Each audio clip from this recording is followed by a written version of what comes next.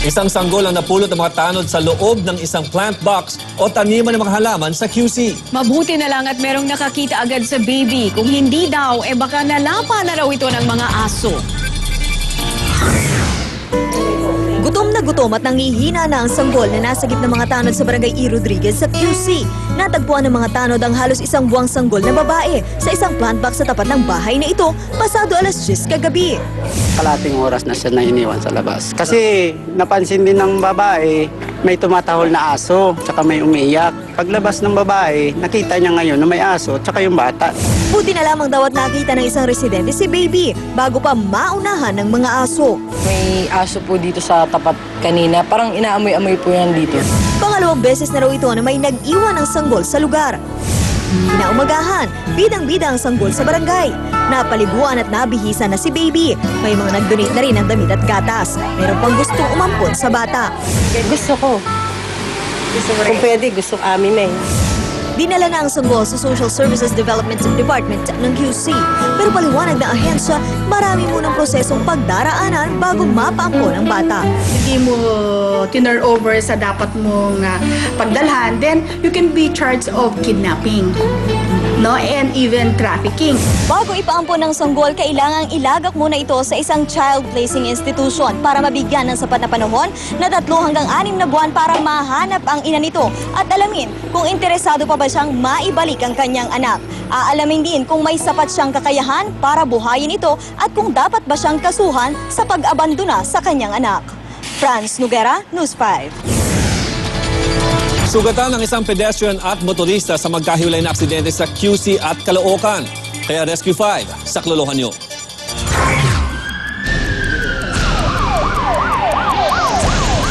Utok ang bibig ni Cristio Ronquillo ng respondihan ng Rescue 5 sa Commonwealth QC.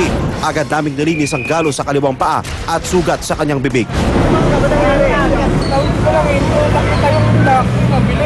Nilagyan din ng splint ang kanyang kaliwang tuhod. Idiniretso namin si Ronquillo sa East Avenue Medical Center. Agad namang napasugod ang ama ng biktima. Papunta ka na sa atin. Ganun. Patawid na ako doon.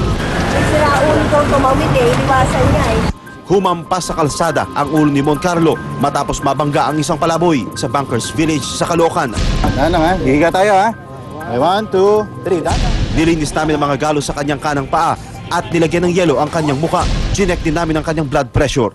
150, 110. Taas ang bibi niya. Agad namin siyang dinala sa ospital. Na-endorse na natin si Mon Carlo sa mga doktor at pagpasok nga sa ospital, agad sinitiskan yung kanyang ulo para makita kung ano nga ba yung naging pinsala nung nangyaring aksidente kanina. Nagpapagaling na ngayon si Mon Carlo. Benji Durango, Rescue 5. Ulitin mo namin sa anumang insidente, tumawag agad sa Rescue 5 hotline sa numerong 922-5155. Dalang Rescue 5 mula aksidente sa kalsada hanggang sa bahay mo. Aaksyonan, ora mismo.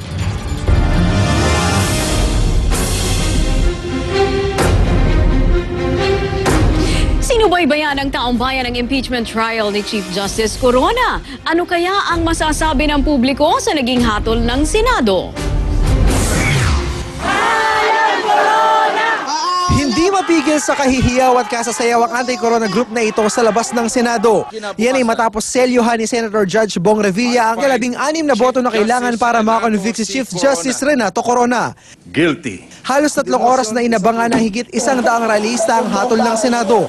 Pero sulit naman daw ito. Panalo ang mamamayan! Malayo ito sa naging eksena sa Korte Suprema kung saan nangibabaw ang lungkot, pagkadismaya at panghihinayang dahil sa pagkakakonvict ng kanilang boss. Ang ilan nga, di na napigilang maluha. Sana makatulog pa rin sila na mahigpit sa boto nilang yun. Kung sa relationship niya sa amin, napakaganda. So parang nanghinayang. Pakonsuelo naman daw sa kanila ang pagtatanggol ni Senator Judge Miriam Defensor Santiago kay Corona. At kahit paano yung naiganda na rin nila si Corona sa pagbunila kay Senator Judge Franklin Drilon. Hanggang sa huli, naniniwala ang mga SC employee na walang kasalanan si Corona. Nakuha na nila yung gusto nila and then move on.